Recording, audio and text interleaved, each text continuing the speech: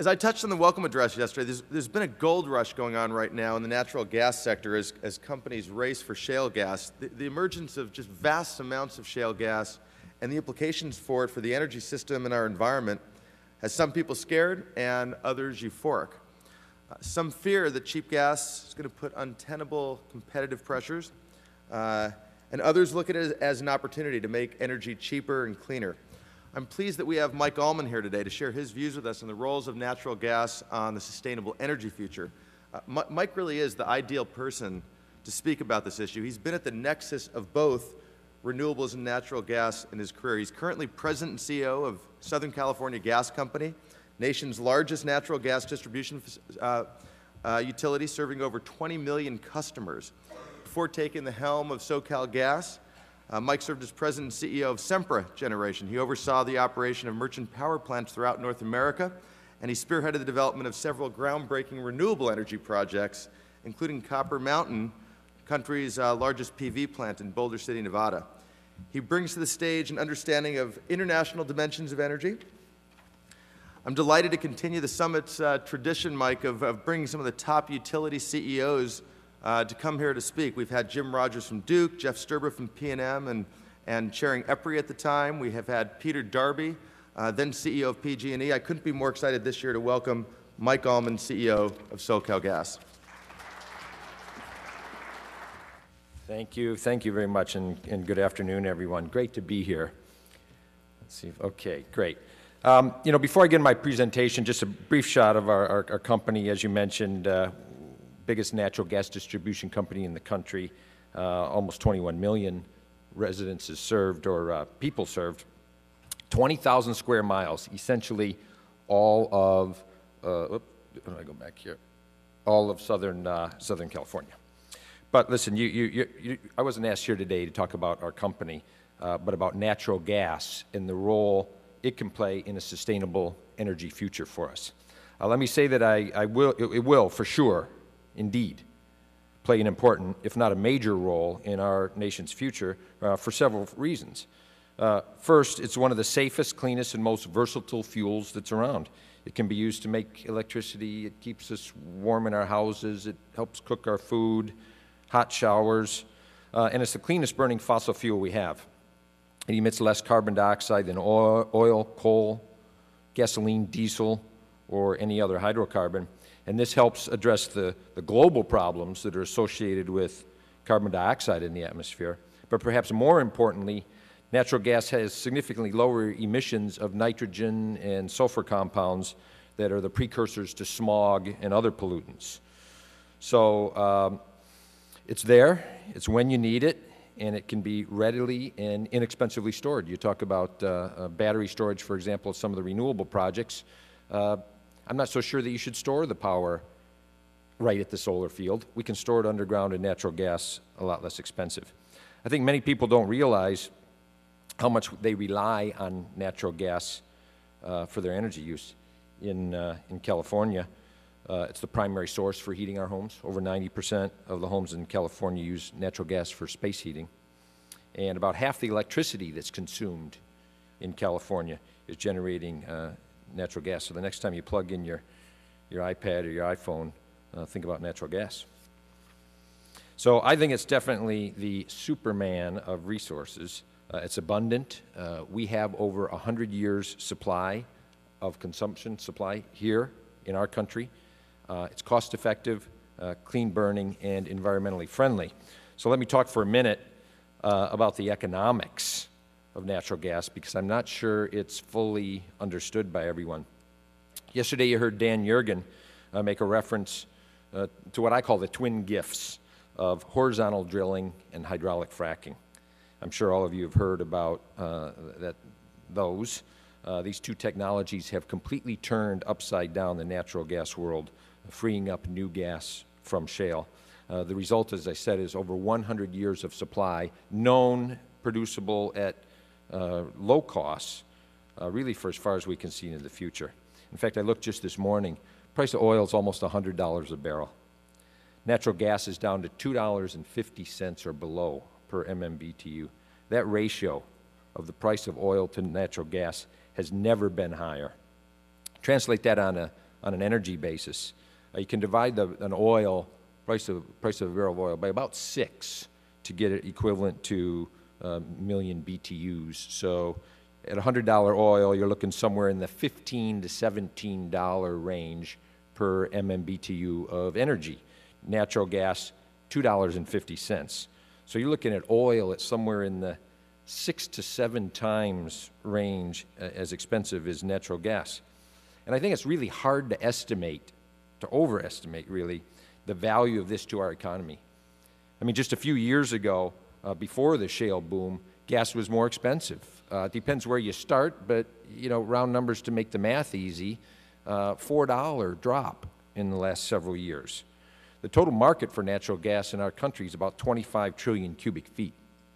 So take that times $4 gas price reduction, and you get $100 billion savings a year. I mean, that is just huge. There's barely over 100 million households in the country.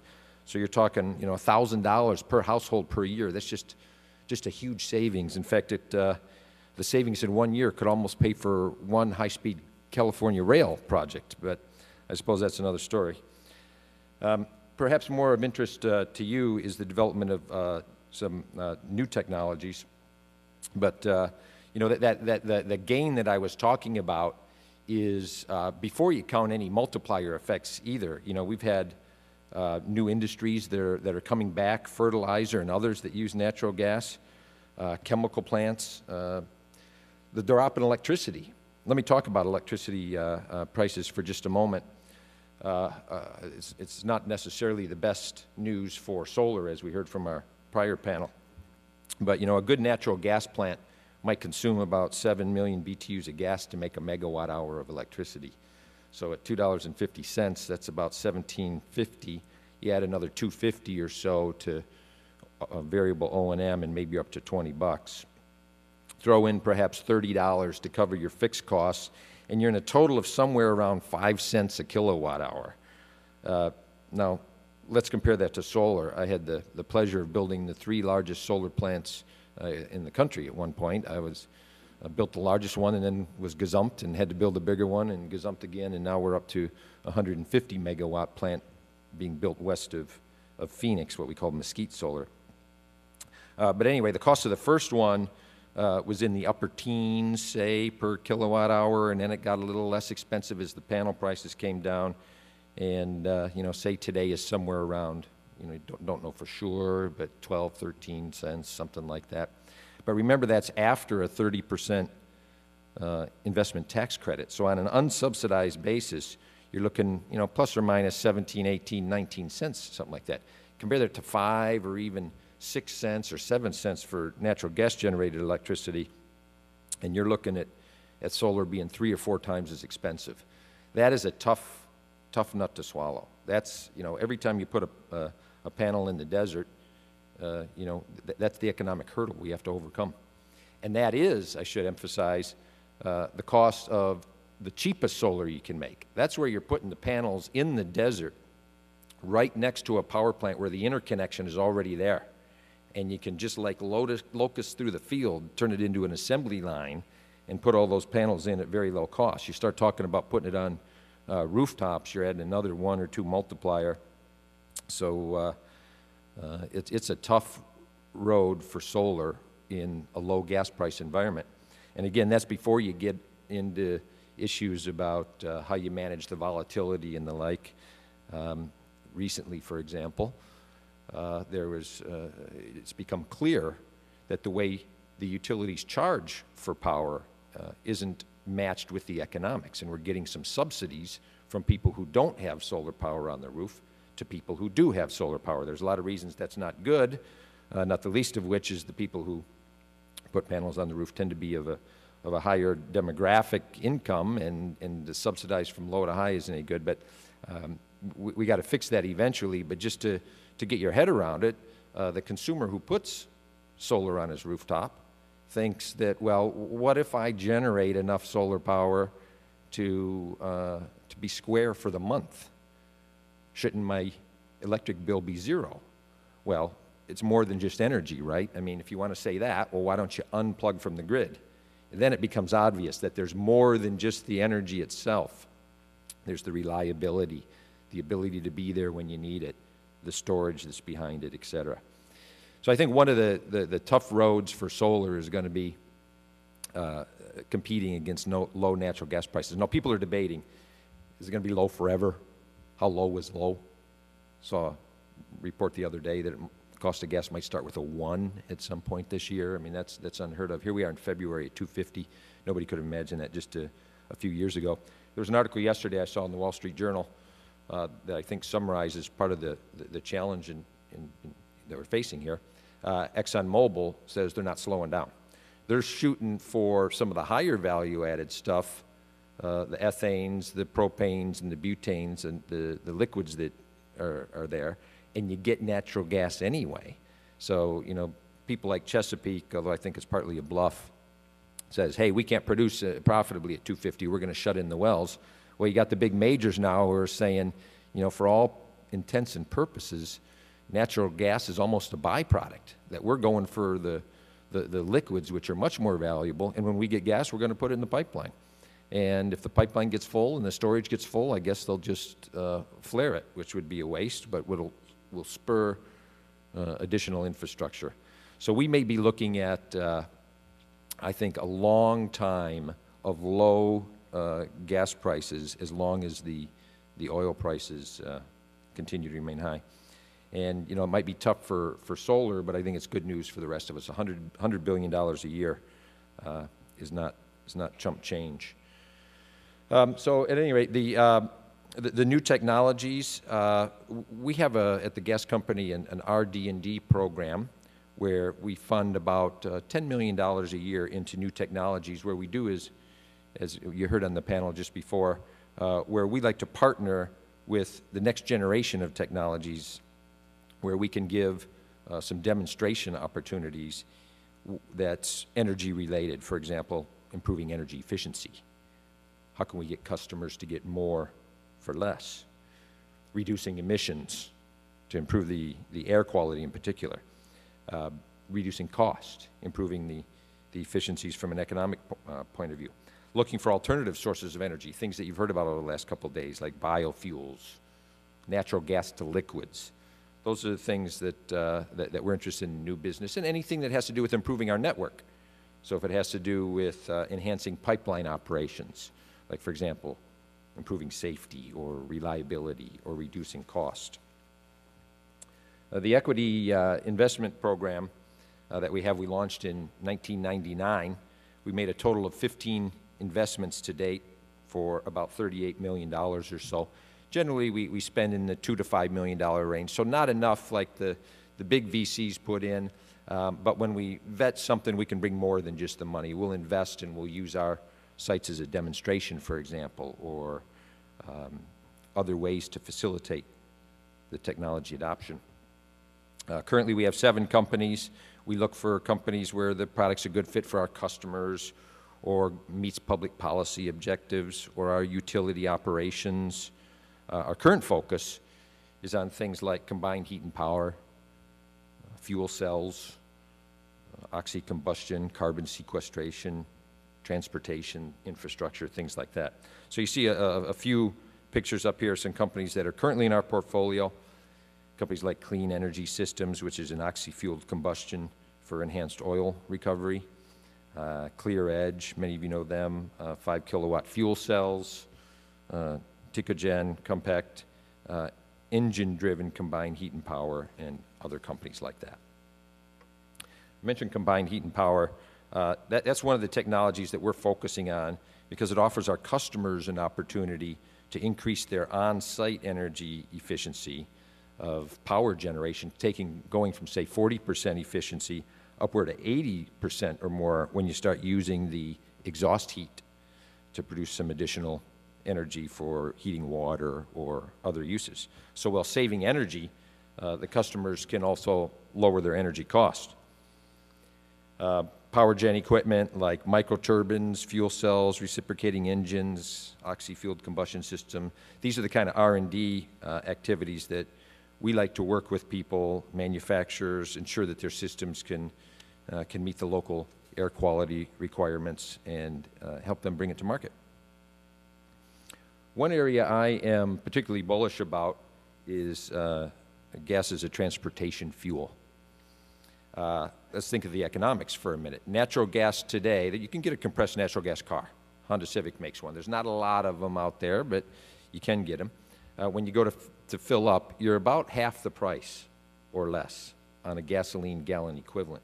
So depending how much you drive, you know, there's a real savings there. Now, unfortunately, the cars can cost between $6,000 to $10,000 more, so you got to do a break-even analysis. But there isn't any reason they have to stay at that price delta. Around the world, there are over 14 million natural gas cars. There's only 140,000 in the United States. Other places in the world have been able to drive the cost delta down to just $1,000 to $2,000 per car. You get there, and you now have a very strong economic equation. Another issue, though, that's getting in the way of a stronger consumer adoption is how do I refuel? That there's limited stations, right? We drive our cars, we want to know, we know where every gas station is, and we feel comfortable that when we start getting down to an eighth of our tank, we can find the nearest gas station, everything's going to be good. I think what you're going to see is a bi-fuel solution for light duty. The heavy duty, the big trucks coming from the port, that's the no-brainer. Also the fleet vehicles, the FedExes and the UPS, where you come home every night and you can refuel a fleet. Those are the no-brainers. In fact, the Los Angeles County MTA last year had a ceremony for getting rid of their last diesel bus. They're all natural gas, compressed natural gas now. But how do we get over this range anxiety with on the light duty side? And one way could be a home refueling device, a compressor that you can have at your house, and a bi-fuel vehicle.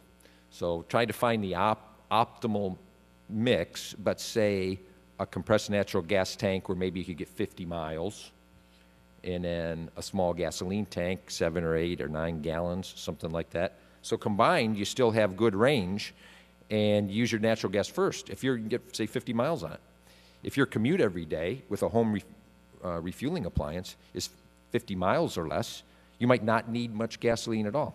But you know that you have the option to drive to Vegas if you want for the weekend, and these cars, and not run out of gas, these cars switch automatically on the fly from natural gas to gasoline. You don't notice a hiccup when you run out. It just automatically switches. So we're starting to see some traction and some attractiveness from the OEMs.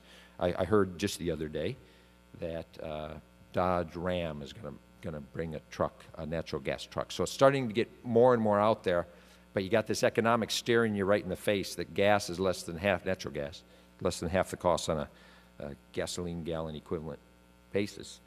And if other countries can do it, and there's 14 million in the world, why can't we do it?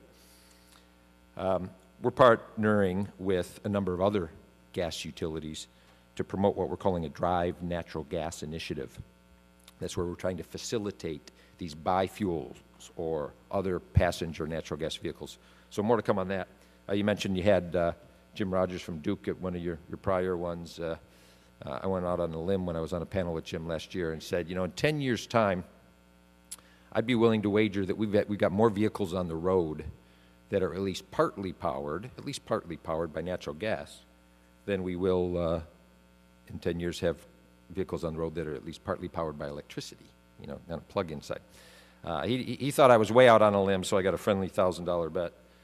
It's friendly till I lose, but we'll see what happens. Right now, natural gas is winning, and notwithstanding that awesome-looking Tesla out there, we'll see what happens. Energy efficiency. It's hard to talk about any form of energy without talking about energy efficiency, especially here in California, which has long been a promoter for energy efficiency. And we partner with our customers to help them achieve more efficient use. We have energy efficiency programs that create savings and reduce energy consumption. The way we do that is we provide incentives that help the community embrace new means of delivering energy, along with education and outreach and things like that. More than 50 $51 million. That's $51 million of rebates and incentives are available to businesses who qualify for energy efficient projects. So we work with the companies, identify the projects, and then help them with the economics to get it over the hurdle. That's the largest pool of incentive money we've ever had in our company's 140-year history. Over the last 19 years, we've implemented energy efficiency programs that have saved about 400+ million therms. Just to put that into perspective, that's enough natural gas to serve the needs of almost 1 million homes for a year. So it's quite significant, saved customers over $340 million so far. The result of that is in our service territory, broadly Southern California, the use per customer has dropped due to energy efficiency programs, more efficient building standards, and other appliance standards.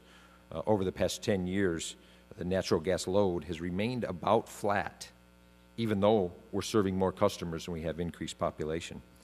So that improves the environment, and as a result of these gains in efficiency, our industry, the natural gas sector in California, has already met California's goal, their greenhouse gas goal of, by 2020, having the greenhouse gas back to 1990 levels. We've already been there. We've already met it through largely our energy efficiency. Just touching briefly on how you can think about renewable gas. Natural gas can make the air even cleaner when it's produced in a new way from renewable sources like waste products, wastewater, animal manure, food waste, green waste, things like this. In California, we have quite a bit of organic waste that can produce significant quantities of what you'd call biogas. Businesses like water waste treatment plants and food processing companies, dairies that have an awful lot of cows, and others, they can potentially convert that waste into a clean fuel source to meet their on-site energy needs. Not just gas necessarily, but it could be used to generate electricity or cleaned up and put right into the pipeline network. So as an example, early last year, the Southern California Gas Company in the city of Escondido, down by San Diego there, launched the state's first renewable energy project at a wastewater treatment plant. So we're taking raw biogas, capturing it from the treatment plant. It's a byproduct of the sewage treatment process, purifying it into pure methane that meets the quality standards of the gas company that we could then inject right into the natural gas grid. This is a landmark project for the state of California, but it's just an example of a creative solution that helps producers of organic waste turn that into usable, renewable energy, and in the meantime reducing what otherwise would have just been vented into the air as the methane naturally is created. In fact, California has estimated, just to give you a scale for this, that biogas has the potential, at least the potential, to meet 16% of California's natural gas needs. And of course, you get all the greenhouse benefits of that as well. So let me just summarize, and I'll have a couple minutes for questions if you'd like. But I'm pretty bullish on natural gas. This shale play is real. I think we're looking at a long term of relatively low prices. That's a big benefit for many sectors in our economy. $100 billion a year is an awful lot of money. That's there for the taking. I think it's our job not to blow it and to grab it. So with that, let me take any questions you might have.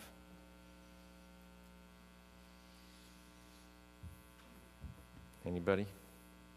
Yes, over here.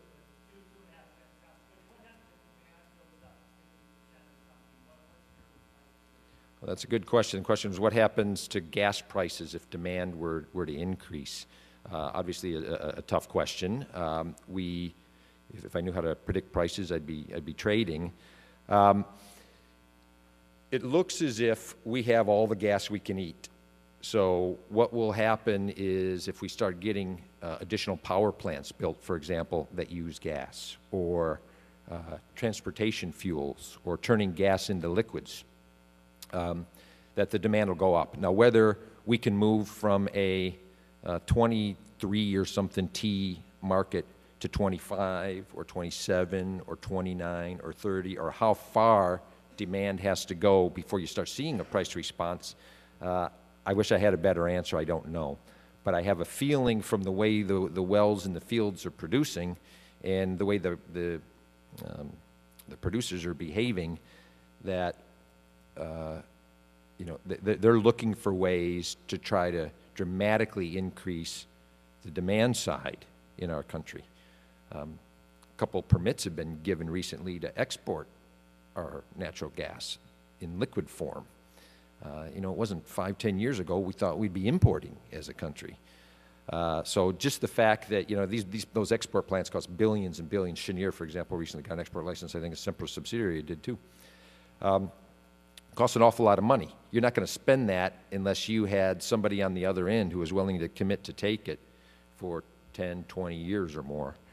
And so I think all that points to a pretty bullish, you know, you had demand to lead into it, but it might be a while. Yes.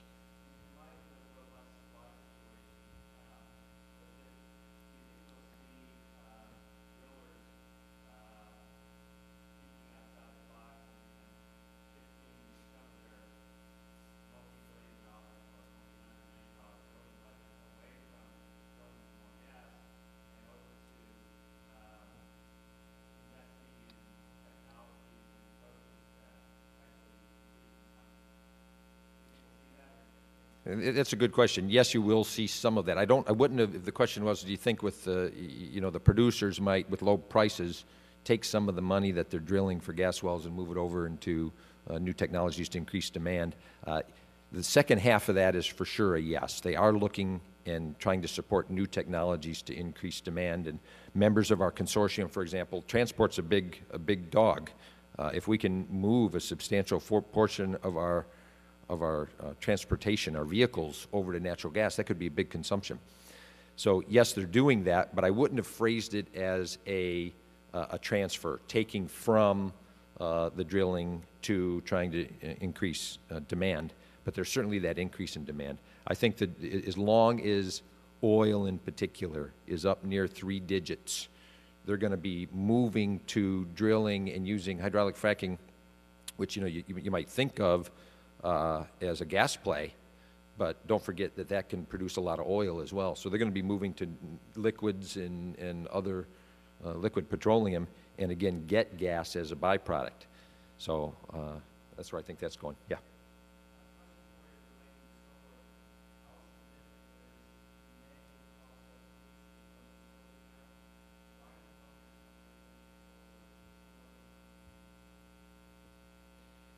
Okay, why the focus on residential solar from whose perspective? Oh, yeah, well, I think one of the issues, yeah, the cross-subsidy and the disparity, well, one of the issues is if you're not careful, you can send economic signals that are not good for us. And there's a concept that I, tongue-in-cheek, call the death spiral. But, you know, we've got multi-tiered pricing structure for electricity in our state, and the lowest couple tiers are not allowed to increase by law. So all of that gets put on the high tiers, and I don't know exactly what the highest marginal cost for electricity is exactly where we sit here today, but if you told me it was 30 cents, I wouldn't question that.